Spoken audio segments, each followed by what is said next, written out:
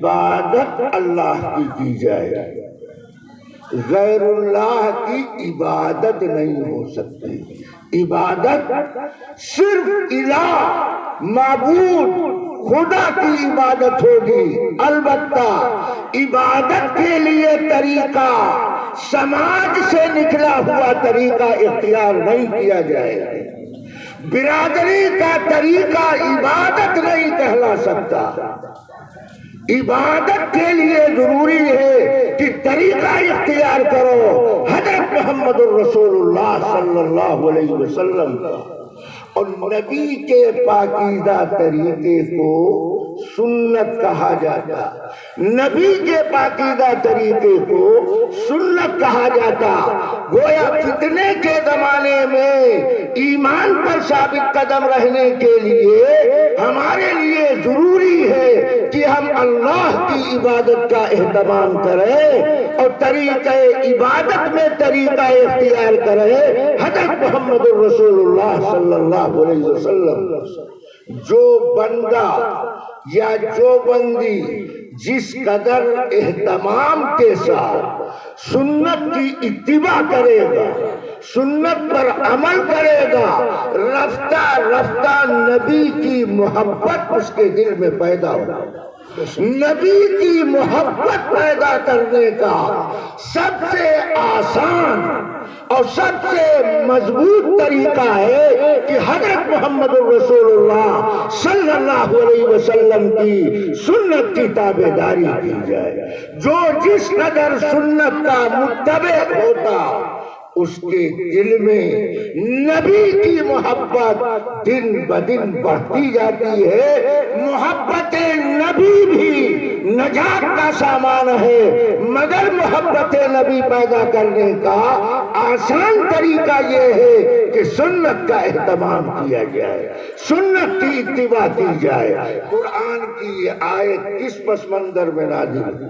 حضرت عائشہ رضی اللہ تعالیٰ عنہ کہتی ہیں کہ ایک دن ایک صحابی آئے اور اللہ کے نبی سے کہنے لگے، اللہ کے رسول ہم آپ سے کتنی محبت کرتے ہیں، دھیان سے سنو میں کیا کہہ رہا ہوں۔ وہ صحابی آ کر نبی سے کہے، اللہ کے رسول ہم آپ سے اپنی جان سے زیادہ محبت کرتے ہیں۔ اللہ اکبر! ہے دنیا میں کوئی دعویٰ کرنے والا جو یہ دعویٰ کر دے کہ اپنی جان سے زیادہ ہم نبی سے محبت کرتے ہیں؟ یہ تو غلام مصطفیٰ صحابی رسول کا مقام ہے کہ نبی کے سامنے کہتے ہیں، اللہ کے پیغمبر ہماری جان سے زیادہ آپ ہمیں عزیز ہیں۔ اور یہ مال اور اموال، یہ مال اور اموال ان سے زیادہ ہم آپ سے پیار کرتے ہیں، اور بیوی اور بچے ان سے زیادہ آپ ہمیں پیارے ہیں۔ اسی لیے جب گھر میں رہتا آپ کی یاد آتی تو بے چینی دل میں پیدا ہو جاتی، بیوی بچوں کو چھوڑ کر آپ کی مجلس میں حاضر ہو کر آپ کے رخ انور کا دیدار کرتے ہیں، آپ کی پاکیزہ مجلس میں شرکت کرتے ہیں، ایمان تازہ ہوتا ہے، دل کو قرار ملتا ہے، قلب کو سکون میسر آتا ہے۔ مگر یہ خیال ہمیں کھائے جا رہا ہے۔ آج دنیا میں آپ بھی ہیں، ہم بھی، جب آپ کی یاد ستاتی ہے تو آپ کے دربار میں حاضر ہو کر سامان سکون حاصل کر لیتے ہیں۔ مگر مجھے خیال یہ آ رہا کہ کل ہم کو بھی موت آئے گی اور آپ بھی اللہ کے پاس جائیں گے۔ آپ تو نبی ہیں۔ صحابی کا گمان پیغمبر کے بارے میں یہ نہیں کہا کہ آپ نبی، کہا آپ نبی بھی ہیں اور نبی الانبیاء بھی ہیں۔ آپ نبی بھی ہیں اور نبی الانبیاء بھی ہیں۔ آپ امام بھی ہیں اور امام الانبیاء بھی ہیں۔ آپ نبی بھی ہیں اور خاتم النبیین ہیں۔ آپ کا رتبہ مقام عالی اللہ جانتا ہے، کوئی بندہ نہیں جانتا۔ تو میدان قیامت میں آپ کا مرتبہ بہت بلند ہوگا، ہمیں جنت میں جگہ ملتی ہے یا نہیں ملتی ہے یہ تو اللہ جانے۔ اللہ اکبر، اس قدر مخلص آدمی، وہ اپنے عمل پہ ناز نہیں کرتا، وہ تو اللہ سے رحمت کی درخواست کرتا ہے، کہتا ہے ہمارا کیا حال، نہ معلوم ہمیں کہاں جگہ ملے، اور آپ کو جنت میں اعلیٰ مقام ملے گا، وہاں آخرت میں آپ کی یاد آئے گی تو ہم کہاں آپ سے ملاقات کریں گے؟ آخرت میں آپ کی یاد ستائے گی تو ہم کیسے آپ کا دیدار کریں؟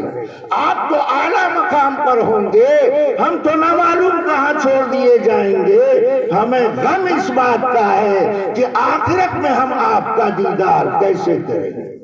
اللہ کے نبی سے صحابی نے سوال کیا، مگر اللہ کے پیغمبر نے صحابی کے سوال کا جواب نہیں دیا، سکوت فرمایا، خاموش رہے۔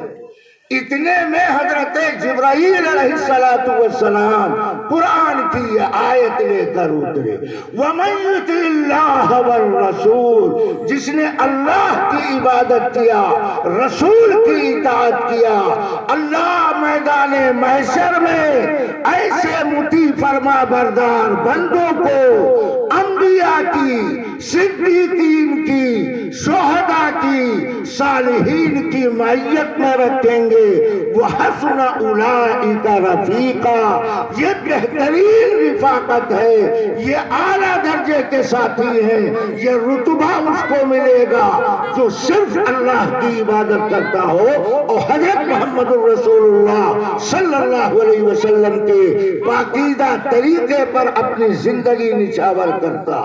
اللہ نے صحابی کی بات کو سن لیا، اللہ نے صحابی کی بات کو سن لیا، نبی جواب نہیں دے رہے ہیں مگر اللہ جواب دے رہا ہے کہ ان لوگوں کی معیت ان لوگوں کو ملے گی جو اللہ رسول کی تابعداری کرنے والے۔ بات سمجھ میں آ رہی؟ کون کون سمجھ رہا ہے؟ ذرا ہاتھ اٹھاؤ، ہمیں پتہ چلنا چاہیے۔ ماشاءاللہ پیچھے تک سمجھ رہا ہے، تو آگے والے تو ضرورت سے زیادہ سمجھ رہے ہیں، آگے والے تو ضرورت سے زیادہ سمجھ رہے۔ آپ متوجہ رہے میں کہنا کیا چاہتا ہوں۔ اللہ نے یہ آیت نازل فرمائی کہ رسول کی جس قدر تابعداری کرو گے، رسول کی محبت تمہیں میسر آئے گی، اس اطاعت، اتباع، تابعداری کی برکت سے اللہ جنت میں انبیاء کی قربت عطا فرمائیں گے، صحابہ کرام کی معیت عطا کریں گے، شہدائے اذان کی نسبت عطا کریں گے، اولیاء کرام کی قربت عطا فرمائیں گے۔ ان چار طبقوں کا اللہ تذکرہ کرتا ہے۔